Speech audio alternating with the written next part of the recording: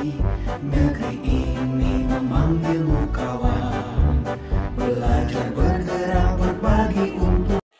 Ya, Assalamualaikum Pak Ari. Waalaikumsalam. Bagaimana kabarnya Pak Hari hari ini? Alhamdulillah baik Pak. Gimana kabar Pak sendiri?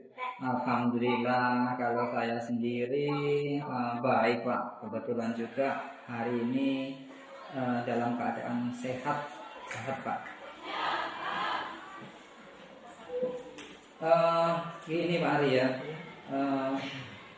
Beberapa hari sebelumnya saya sudah menyampaikan kepada Pak Ari kalau saya ini mendapat tugas Pak. Nah, tugas ini untuk melakukan supervisi akademik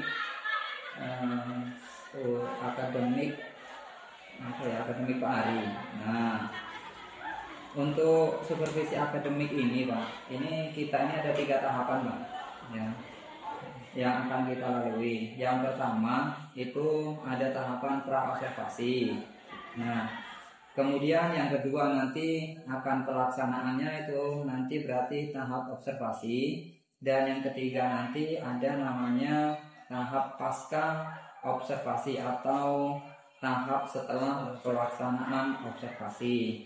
Nah, pada kesempatan kali ini atau siang hari ini kita akan melaksanakan tahapan pra observasi Pak, yaitu tahapan di mana kita sebelum melakukan observasi di kelas kita laksanakan dulu sebelumnya, ya ini namanya pra observasi.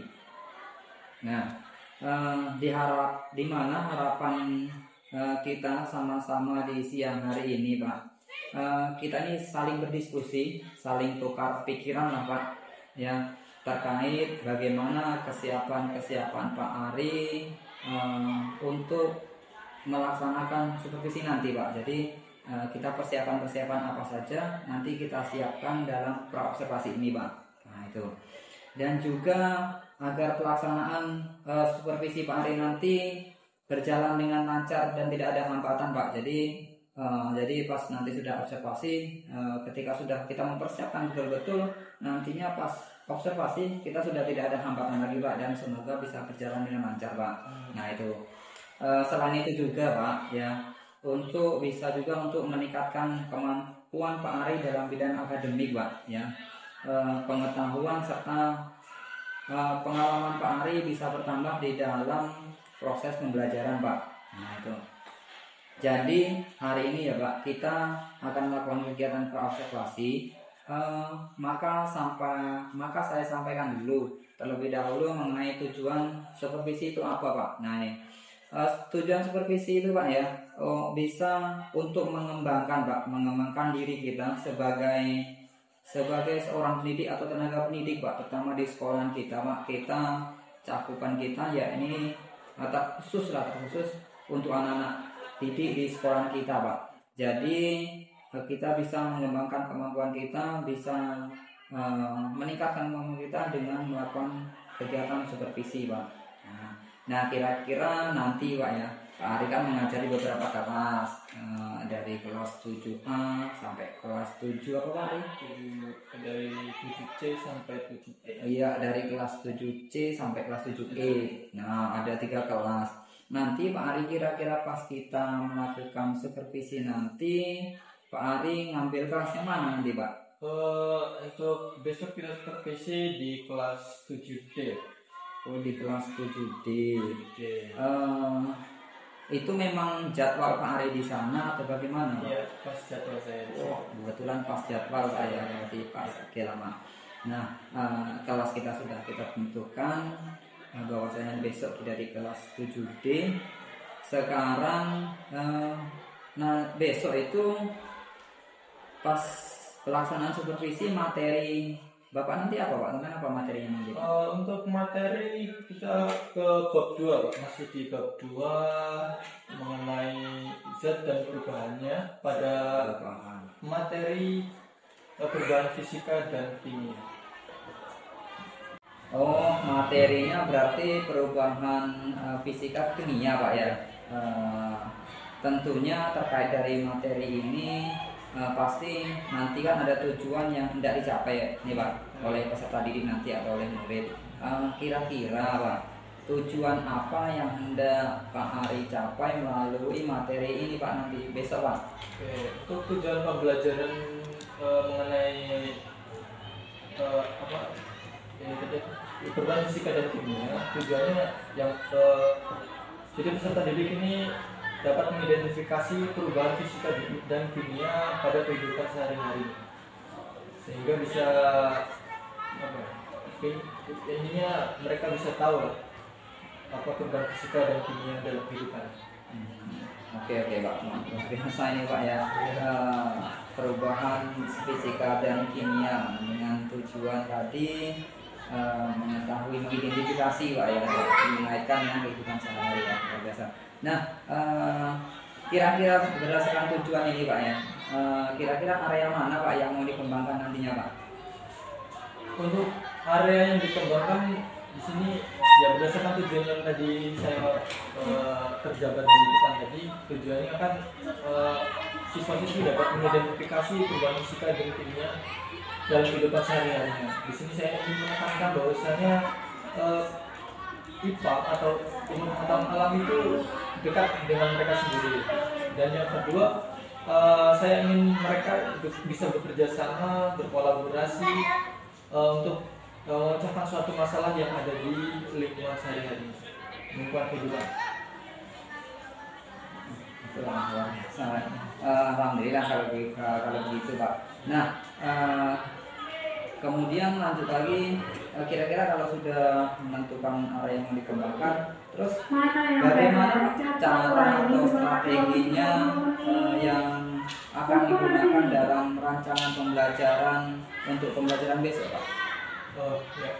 Jadi sebelumnya kan saya juga sudah membuat RPP, yang mana RPP di dalamnya terdapat LKPD yang berisikan nanti di LKPD tersebut saya berikan bahan bacaan untuk mereka baca mengenai perubahan fisika dan kimia, kemudian ciri-cirinya itu apa, perubahan fisika dan kimia itu, kemudian di LKPD tersebut saya ingin anak-anak bekerja sama, berkolaborasi bersama temannya untuk menentukan yang mana perubahan fisika dan yang mana perubahan kimia dalam kehidupan mereka sehari-hari. Oh gitu ya, berarti nanti akan dibentuk sebuah kelompok ini berarti Pak ya? Ya, jadi pengelompokan. Jadi berapa kelompok ini nanti Pak? Kita bikin 8 kelompok karena saya ingin 8 kelompok ini kan termasuk 8 kelompok itu kelompok yang kecil Pak. Ya. Jadi saya ingin mereka ini bisa aktif mengeluarkan inspirasinya, dimana positif lah, mereka pernah mengalami atau pernah melihat yang namanya perubahan fisika dan kimia dalam kehidupan mereka sehari-hari. Wah, ini luar biasa berarti Pak Ari. Pak Ari ini nanti berarti mengelompokkan nanti kelompok-kelompok kecil karena tujuannya, karena materi ini sangat dekat dengan mereka atau dengan kehidupan. Jadi kelompok kecil ini akan nantinya pasti akan aktif dan berkembang kelompok ini, karena kecil ini semakin dikit jumlahnya mereka akan semakin aktif gitu Pak ya. Betul. Ya. Nah, kira-kira Pak, ya ini besok kan kita laksanakan di kelas 7D. Nah, untuk waktunya ini kira-kira kita jam berapa nih Pak ya? Untuk waktunya jam saya di 7D itu di jam 10.30. Oh, berarti setelah habis istirahat. Oh, ya tepat sesudah istirahat. Wah, jadi anak masih fresh, ya. habis makan. Nanti kan bisa dilihat juga dari makanan yang mereka makan itu kan pasti ada yang namanya perubahan fisika dan kimia. Oke Pak. Berarti kita laksanakan besok setelah jam pembelajaran, setelah jam istirahat. Oke Pak. Jadi besok saya akan melakukan supervisi di kelas 8. Saya akan melihat hal apa saja Pak yang terjadi di dalam kelas Pak Ari. Kemudian setelah Pak Ari melakukan kegiatan pembelajaran, tentunya kita akan melakukan percakapan kembali Pak seperti ini Pak. Tapi kalau sekarang namanya pra-observasi, berarti nanti jatuhnya adalah kegiatan setelah observasi, yaitu pasca observasi. Ini rencananya Pak, nanti pas kegiatan pasca observasi nanti atau pasca setelah supervisi nanti Pak, ini akan insya Allah akan dihadiri sama pendamping praktik saya Pak dari CGP Pak, yaitu Eka nanti. Jadi itu nanti pas pendampingan kelima Pak pasca observasi. Jadi nanti kita sempatkan kembali ngobrol kembali setelah kegiatan observasi di dalam kelas Pak. Nah sebelum diakhiri nih Pak, kira-kira hal apa yang Bapak dapatkan dari percakapan kita pada hari ini Pak? Hal yang saya dapatkan yang pertama tukar pikiran. Jadi apa yang kurang dari saya bisa ditambahkan, mungkin kurangnya di mana pendapat Judy, sehingga dalam praktek mengajar nanti bisa lebih maksimal lagi dan lebih inovatif Pak. Kalau untuk sekarang kan zamannya kurikulum merdeka harus inovatif dalam melaksanakan pembelajaran supaya si siswa-siswi ini tidak bosan di dalam kelas.